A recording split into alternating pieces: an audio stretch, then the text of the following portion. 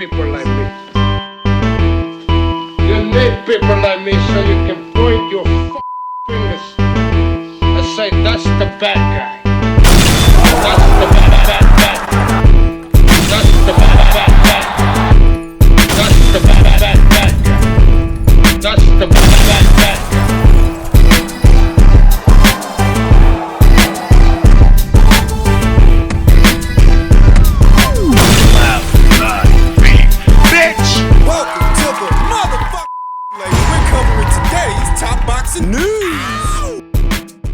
Okay, and now it's time for our weekend recap, our continued coverage of all this past weekend's action, where Amanda Serrano is savoring the moment after record-equaling stoppage over Cheyenne Hanson. The future Hall of Famer, 37, wasted no time getting to grips with overmatched mandatory challenger Cheyenne Hanson, with the German's corner having seen enough before 2 rounds were complete. During her post-fight interview, the ring and unified featherweight champion sounded glad to deliver a statement of her skills against a bullish challenger almost a decade younger, who frustrated the veteran at Friday's weigh-in. She came to fight, and I came to win. But this is my time. With 3 minutes, we get to set up our shots. In the first round, I was trying to figure her out and land my punches. When I went into the corner, I told Jordan Maldonado, her corner, I got it. Was just feeling her out, but I've got it now. After a competitive opening stanza, Serrano took control as the aggressor, and Hanson couldn't evade capture. Jabs stung her before combination punches to the head and body proceeded to finish with the challenger pinned against the ropes and her corner frantically waving the white flag to referee Robert Hoyle's right on the ring apron. For anyone who may have felt that the stoppage was a little bit premature, that Cheyenne Hanson could have been allowed to go on, remember, it was her own corner begging the ref to stop it. It gives us more time to have fun. That's what I was doing, she added when questioned about embracing the change to 3-minute rounds, as almost all female boxers prefer the standardized 2-minute frames instead. When asked about who she wants next, the Puerto Rican was non-committal. Ring Magazine and Unified Junior Lightweight Champion Alicia Baumgartner has been calling for her, as too has Ring and Undisputed Junior Featherweight Champion Ellie Scottney more recently. Neither are likely to snare what would represent the 37-year-old's final fight, which she told ESPN she'd like in Puerto Rico or New York. The team does that. I don't know. I just train to fight. Whatever my manager wants, I do. I'm happy to be at featherweight. I'm unbeaten here, feel the best, and I'm unified champion at a time where rival Katie Taylor appears set for her final swan song at Croke Park in September. It feels fitting Serrano is looking to finish with a flourish herself, having paved the way for so many to seize the mantle within women's boxing. She is, without a doubt, the greatest Puerto Rican fighter of all time, male or female. It's unequivocal. She's just tied the knockout record with Christy Martin, and I know she's going to break it, MVP co-founder Jake Paul said.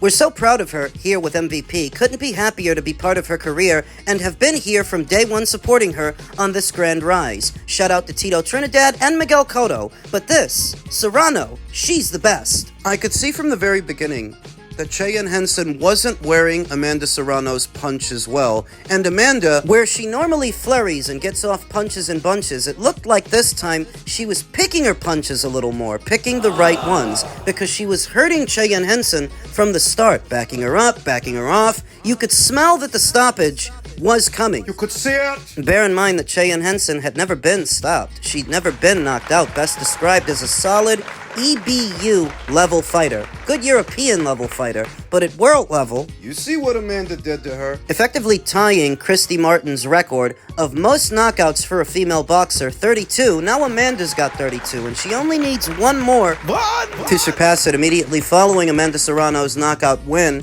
you see Alicia Baumgartner once again calling her out. Wasting her time. I'm a fan of Alicia Baumgartner, but nobody wants to see you fight quasi-retired fighters in Katie Taylor or Amanda Serrano. It seems like she's just using them to get out of fighting younger fighters in fights that make a lot more sense, like a fight with Carolyn Dubois or a rematch with Michaela Mayer. She's not going to have this crutch to lean on but for so long, because I anticipate that Amanda Serrano will fight again before this year is out. Maybe in September, October, somewhere around there. And it's going to be against an opponent tailored towards surpassing Christie's knockout record. She matched it yesterday. She wants to beat it in the fall. Just beat it. It's not gonna be Alicia. And at 37 years old, having been a champion in 7 weights and undisputed in 1, I don't begrudge Amanda Serrano for not fighting Alicia or any of these younger fighters. She's already paid her dues. She was already here before the big-time promoters got here. She wants to close out her career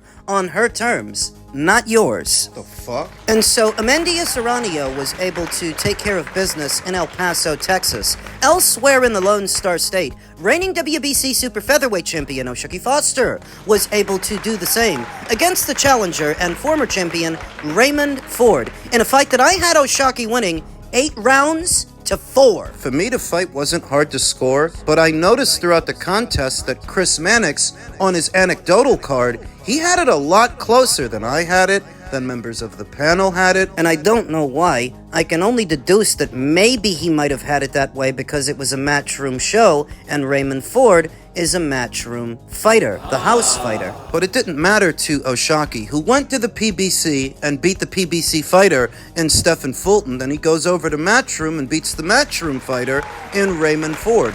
This fight had good back and forth, good build-up. There was real bad blood in between these two fighters, and it definitely captivated the audience. A lot of people were looking forward to this one, myself included. But I went with O'Shaquie Foster to win a points decision on the premise that he's been in tougher than Raymond Ford more often. Beating Rocky Hernandez south of the border in Mexico in what was a clutch situation where O'Shaquie pulled that knockout out of his ass. Beating 3-weight world champion Ray Vargas. The 2 fights that he had with standout Olympian Robson Conceição, and of course his dominant points win over former champion Stephen Fulton on the PBC side of things. O'Shaquie Foster is amassing a very respectable resume that now has the name of Raymond Ford added to it. In the fight, what you saw was very good straight punches from the outside coming in from the defending champion O'Shaquie Foster, who'd get in with the straight punches, then take a half step back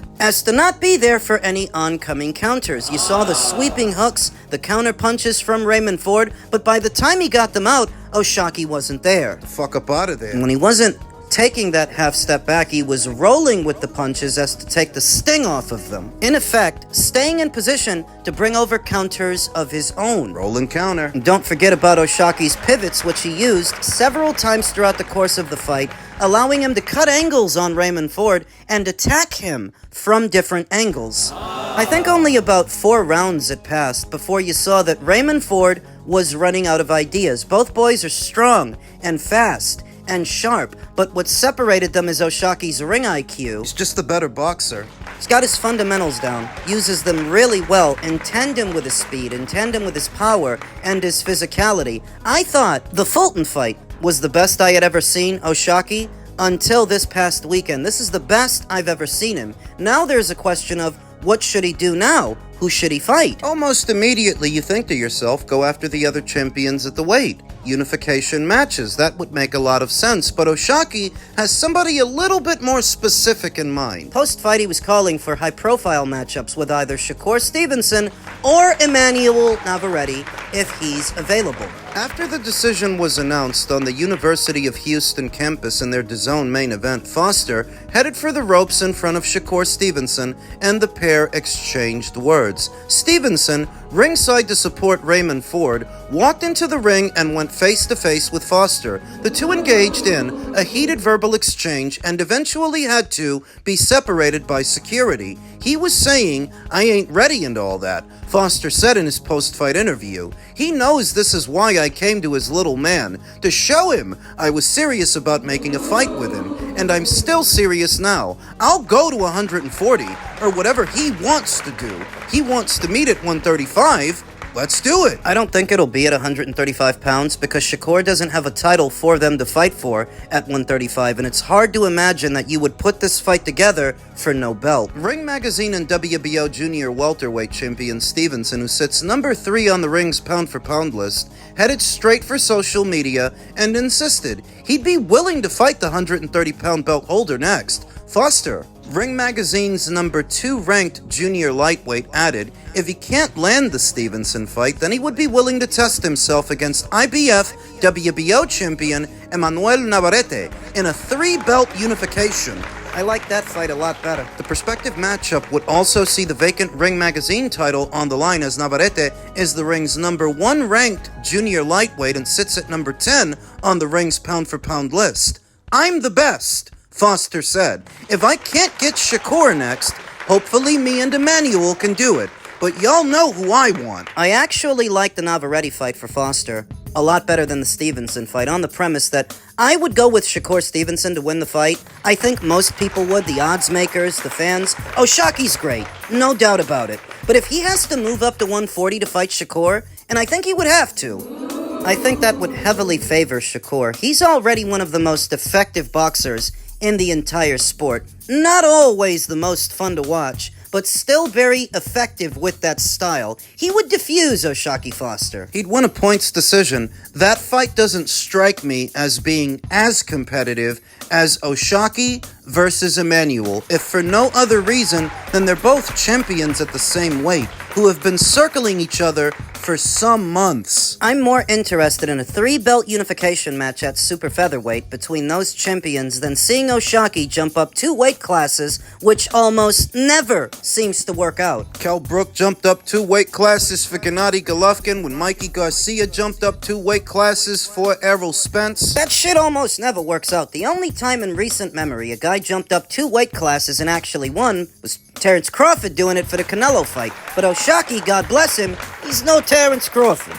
Unless I'm not mistaken, there's not been an undisputed super featherweight champion in the 4-belt era. There's not been one guy holding all the belts at that weight. And I'm more interested in seeing those champions face each other than going to weight classes where they don't belong. Oshaki looked the best I've ever seen him yesterday with Raymond Ford, and Emmanuel looked the best we've seen him in recent memory in his recent fight with Sugar Munez. That's the fight I want. Up until recently, the name of Emmanuel Navarette was tied to a potential Vasyl Lomachenko ring return in the fall, but as of late, Vasyl Lomachenko has shifted his focus and targeted Charlie Suarez instead. Charlie Suarez is Emmanuel's mandatory challenger. If Loma takes care of Charlie for Emmanuel, that leaves Emmanuel free to go unify with Oshaki. Son of a bitch! Currently, Emmanuel Navarette sits at number 7 on the Ring IQ pound-for-pound list for the victories he's amassed across 3 weight classes from 122 up to 126 and currently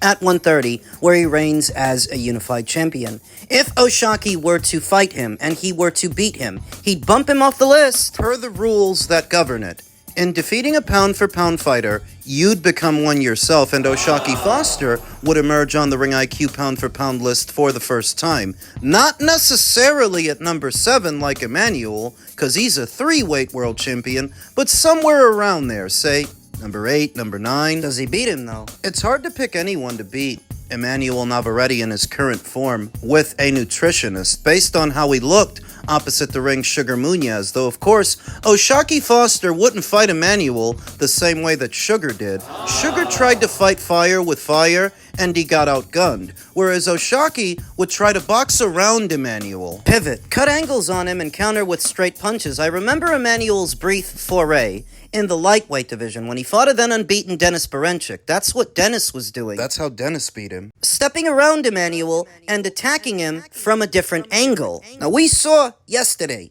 that Oshaki's quite proficient at using those pivots to attack his opponent from a different angle, firing straight punches while he does it, and he's plenty fast. Still very sharp, very strong at this weight. I don't know if he wins, but that's what the plan of attack might look like if he does get the Emmanuel Navarette fight. The thing about Emmanuel is he's so unconventional and so awkward. When he explodes with those waves of punches and that shovel uppercut from 5 feet away of his opponent, it's very hard to discourage him. Once he gets going, it's hard to stop him. You know, I'm not even sure who the bookies would have as the favorite going into this one. I could see them having Emmanuel, but based on yesterday, yesterday's performance, I could see them having the fight at close to even money. For me, that's the fight to make at 130. I don't actually want to see Oshaki jump up 2 weight classes for a division where he might be too small. Shakur Stevenson's got a belt up there, so go up there, unify that fucking division. Target Dalton Smith. He's got the WBC. Target Gary Antoine Russell. He's got the WBA. The IBF title at that weight is currently vacant, but I'm sure the IBF will appoint someone to fight for it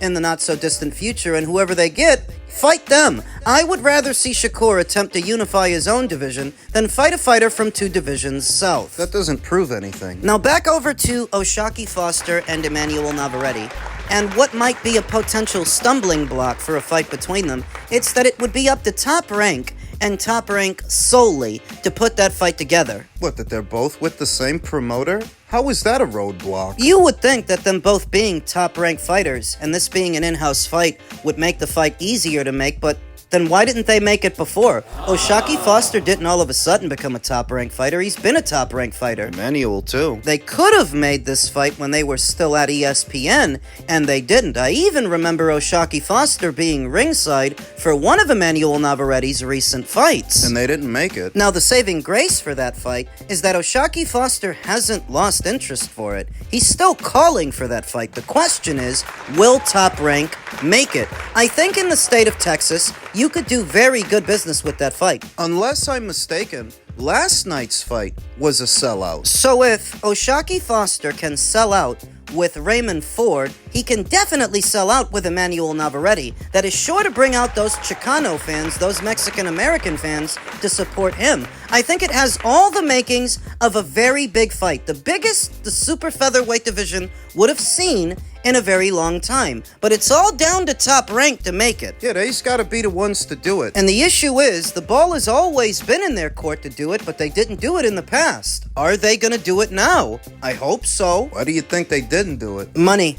Money would have been the issue. I think that between the money that Oshaki would have wanted for a fight like that and the money that Emmanuel would have wanted for a fight like that, to Top Rank, it was more trouble than it was worth on ESPN. The difference now is they're on DAZN. DAZN is actively looking for fights to spruce up their ultimate tier. So Oshaki Foster versus Emmanuel Navarette, in theory, could happen, but as a pay-per-view. It could happen. In previous years, Bob Arum and Top Rank and everybody over there have done all they could to keep as many fights off pay-per-view as possible on the ESPN platform. But on DAZN, DAZN is actually looking for fights to bill as pay-per-views, so maybe that'll make a difference. You know, the fighters are going to want a lot of money for a unification match. You can tell them, hey, we'll give you this guaranteed, and you can get the rest from the upside. Maybe they could make it happen that way. We'll see. But congratulations to Oshaki Foster.